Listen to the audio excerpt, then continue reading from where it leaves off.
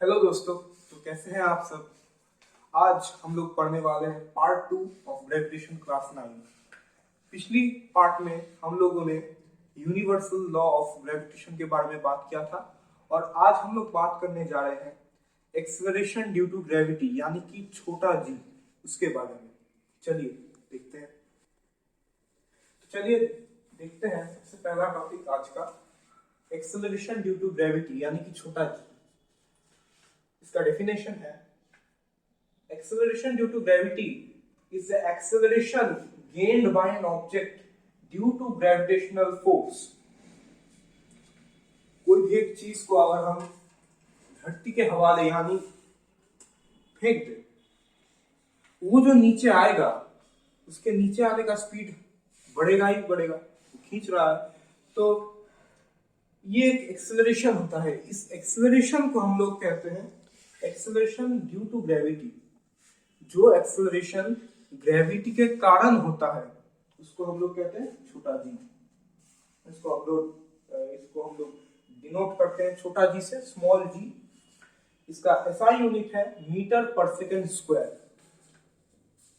अब जी एक एक्सेलरेशन ही है, इसीलिए इसका जो एसआई यूनिट है वो मीटर पर सेकेंड स्क्वायर ही है। उसके बाद है ये एक वेक्टर क्वांटिटी है। वेक्टर क्वांटिटी मतलब कोई भी चीज जिसका अपना मैग्नीट्यूड भी हो और विथ डायरेक्शन भी हो। ये एक मैग्नीट्यूड है और इसका एक डायरेक्शन भी है। इसका डायरेक्शन हमेशा इसका नीचे होता है, डाउनवर्ड फोर्स होता है, सेंटर की तरफ लगने वाला। तो ये वेक्टर क्वांटिटी है। जी का वैल्यू जो है 9.8 मीटर पर सेकेंड है। किसी क्वेश्चन में आपको 10 मीटर पर सेकेंड स्क्वायर में देखने को मिल जाएगा। आपको बोल दिया जाएगा कि आप जी ये लेंगे कि ये लेंगे। अगर कुछ नहीं दिया हुआ है तो आप ये वाला वैल्यू लेंगे, यही करेक्ट वैल्यू है। तो चलिए आगे देखते हैं। तो अब हम लोग सेकेंड टॉपिक की तरफ चलते हैं, derivation of formula of small g. मान लेते हैं अर्थ में कोई एक ऑब्जेक्ट रखा हुआ है जिसका मास है m2 और अर्थ का मास है m1 और उनके बीच का जो डिस्टेंस है वो है रेडियस। तो हम लोग डिस्टेंस को r लेते हैं और फोर्स तो f होता ही है। तो इससे देखकर हम लोग दो चीजें बना सकते हैं, दो फॉर्मूला आते हैं फोर्स के। एक फॉर्मूला है force equal to ma, force equals to mass into acceleration, ये हम लोग जानते हैं। एक और फॉर्मूला जानते हैं जो हम लोग पिछली वीडियो में डिस्कस किए थे, force equal to G m1 m2 by r square. इन दोनों फॉर्मूला तो अब हम क्या करते हैं, इक्वेट कर देते हैं।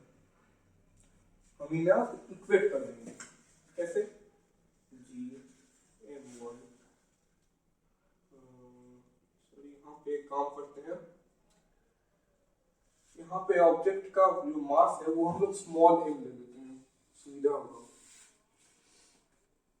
जी capital M smaller m by r square, G capital M smaller m by r square equal to m a।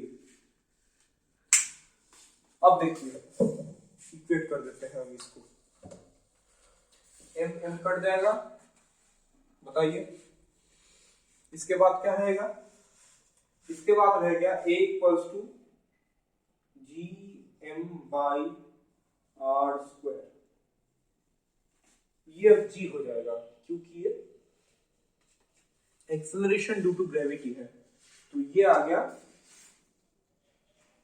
Acceleration due to gravity का फॉर्मूला। चलिए आगे चलते हैं। तो अब हम लोग देखते हैं third topic, variation in small g because of shape. हम लोग के मन में एक गलत धारणा रहता है कि धरती गोल है। धरती गोल नहीं है। धरती का जो शेप है वो गोल नहीं है। धरती का शेप कुछ ऐसा है। ये थोड़ा ज्यादा हो गया है फिर भी। धरती का शेप कुछ कुछ ऐसा है। इस शेप का नाम है एलिप्सॉइड या फिर जियोइड।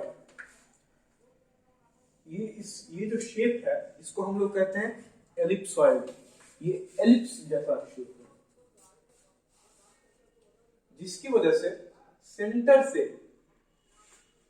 इक्वेटर का जो डिस्टेंस है, यहाँ डिस्टेंस जो है सेंटर से यहाँ का, वो ज्यादा होता है in compare to distance to pole. तो अब हम देखते हैं एक चीज, G इक्वल टू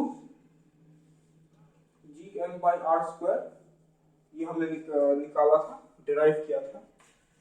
तो आप बताइए ये जो डिस्टेंस है G के साथ इनवर्सली प्रोपोर्शनल नहीं है क्या?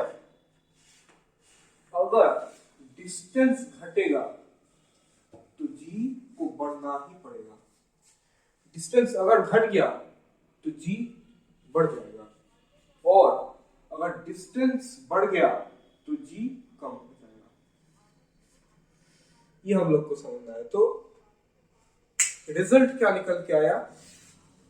ये है डिस्टेंस इक्वेटर REQ, और ये है डिस्टेंस टू पोल RP। तो रिजल्ट क्या आता है? REQ is greater than RP। इसीलिए GEQ, इसका जो G होगा वो हमेशा पोल का डिस्टेंस का G से मींस ये जो इक्वेटर का जो G होगा वो हमेशा इसके से छोटा होगा। G पोल, इसका जो G है हमेशा इसके G से बड़ा होगा। ये हमारा रिजल्ट आता है। तो इस शेप का नाम याद रखना, एलिप्सॉइड और जियोइड इसका शेप है। यह है अर्थ का शेप। तो अब हम लोग देखते हैं difference between capital G and smaller g। चलिए देखते हैं। तो अब हम चलते हैं चौथे टॉपिक की तरफ, difference between capital G and small g। अक्सर हमें ये एक कंफ्यूजन रहता है कि इनके बीच का डिफरेंस क्या है। ये दोनों बिल्कुल अलग अलग चीजें हैं। चलिए इनके डिफरेंस को देखते हैं। कैपिटल G है universal gravitational constant, universal gravitational constant. और स्मॉल g क्या है?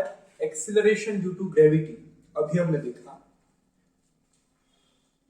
जो एक्सीलरेशन ग्रेविटी के कारण होता है उसे स्मॉल g या फिर एक्सीलरेशन ड्यू टू ग्रेविटी भी कहते हैं। सेकंड पॉइंट है कैपिटल G इज कांस्टेंट और स्मॉल g इज वेरिएबल। इसका मतलब ये होता है कि पूरे ब्रह्मांड में, पूरे यूनिवर्स में इसका वैल्यू है जो है हर वक्त सेम रहेगा, हर वक्त सेम। वही स्मॉल g का क्या है? वेरिएबल। इसका जो वैल्यू है वो वेरी करता है मास के ऊपर, डिस्टेंस के ऊपर। तो ये कहीं पर भी सेम नहीं रहता। जैसे फॉर एग्जांपल अर्थ पे स्मॉल g अलग है, मून पे स्मॉल g अलग है, क्योंकि उनके मास, सेंटर से डिस्टेंस, हर चीज का अलग अलग है। तो इसलिए small g is variable, it varies from place to place, whereas capital G is constant. पूरे यूनिवर्स में ये हमेशा एक ही वैल्यू इसका होगा। इसका वैल्यू हम लोग देख लेते हैं। कैपिटल G का वैल्यू होता है 6.67 इंटू 10⁻⁻11 न्यूटन मीटर स्क्वायर पर केजी स्क्वायर। ये है इसका वैल्यू। ये वैल्यू पूरे यूनिवर्स में सेम रहेगा, एग्जैक्टली सेम, कुछ चेंज नहीं होगा। वहीं पर G का वैल्यू हर जगह अलग अलग होता है, इसलिए हम लोग G का अर्थ का वैल्यू लेते हैं। G अर्थ।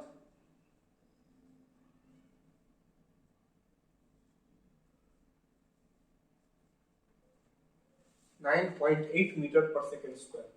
यह है जी के अर्थ का वैल्यू। अब जी मून, जी जुपिटर, जी वीनस, जी मार्स, हर जी अलग होगा। ये जी अर्थ का है। उसके बाद आता है एसआई यूनिट। एसआई यूनिट तो दिख ही रहा है,